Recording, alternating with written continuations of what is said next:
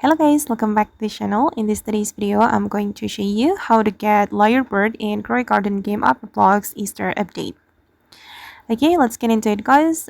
This is the last part of the Easter event in Grow a Garden.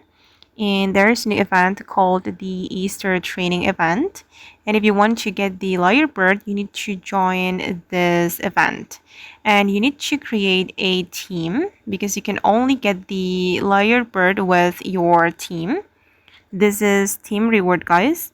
You need to score 64 if you want to unlock the Lyrebird.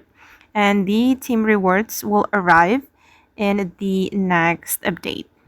Okay, and this is my team score. It's 62, so I need to score more to unlock this Lyrebird.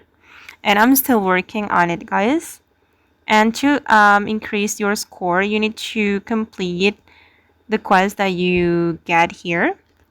I need to complete 2 quests to earn 2 points. Okay, I need to buy 1 chocolate sprinkler and also 2 chocolate sprinklers, but now it's still out of stock, so I still need to wait for the chocolate sprinkler. I just need to score guys until I can unlock the Lyrebird.